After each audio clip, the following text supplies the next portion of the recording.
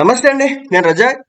YCP పార్టీకి సంబంధించినటువంటి digital media ఎంత దిక్కుమాలిందంటే, మీరు చూస్తే కనుక ఇన్సిడెంట్ అంతా కూడా తెలంగాణలో జరిగింది. సో ఇతను ఎవరంటే జర్నలిస్ట్ శంకర్ అని చెప్పేసి ఒక వ్యక్తి అయితే ఉన్నాడు అనమాట తెలంగాణలో.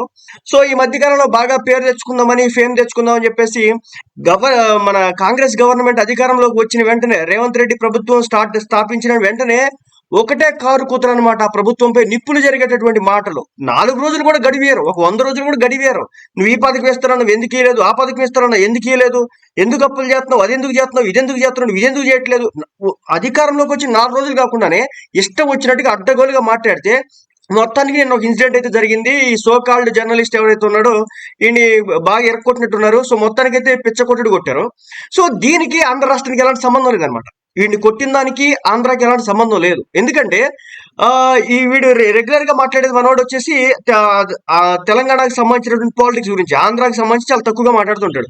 అయితే వైఎస్ఆర్సీపీకి సంబంధించినటువంటి Congress party official Facebook page లో, ట్విట్టర్ పేజ్ లో పోస్ట్ చేసింది ఏంటంటే, జనసేన టీడీపీ అరాచకాలు, అనైతిక పొత్తులు, వారు ప్రజలను వంచే ఎత్తుగడలను నిరంతరం ప్రశ్నిస్తున్న జర్నలిస్ట్ శంకర్ మీద నిన్న రాత్రి ఏకంగా దాడికి తెగబడ్డారు. పచ్చముట ఇలాంటి దాడులు ప్రజాస్వామ్యానికి విఘాతం. ఎల్లో మీడియా చేసే అరాచకాలను ప్రశ్నిస్తే తట్టుకోలేక జర్నలిస్టుల మీద ఇలాంటి దాడులు చేస్తున్నారని చెప్పేసి #ban yellow media save AP అని చెప్పేసి ఒక పోస్ట్ పెట్టడం అయితే జరిగిందనమాట. సో మీరు ఇక్కడ గమనించండి, ఈ వ్యక్తికను ఆంధ్రాకి సంబంధమే లేదు. తెలంగాణకి సంబంధించినటువంటి వార్తలను ప్రచారం చేసేటటువంటి వ్యక్తి ఈ వ్యక్తి అనమాట. మీరు దీనికి ఈ వైఎస్ఆర్సీపీకి సంబంధించిన అఫీషియల్, ఇది ఒక ట్విట్టర్ అకౌంట్, వీళ్ళ ట్విట్టర్ ఓన్ హ్యాండిల్ అనమాట. ఇది పార్టీకి సంబంధించి వాళ్ళు ఎంత స్థాయిలో అబద్ధాలు ప్రచారం చేస్తున్నారో దీన్ని బట్టి మనం స్పష్టంగా అర్థం చేసుకోవచ్చు అనమాట. మరి ఎంత స్థాయిలో దిగజారిపోయి వార్తలు ప్రచారం చేస్తారా? కొంచెమైనా సిగ్గుండొద్దా?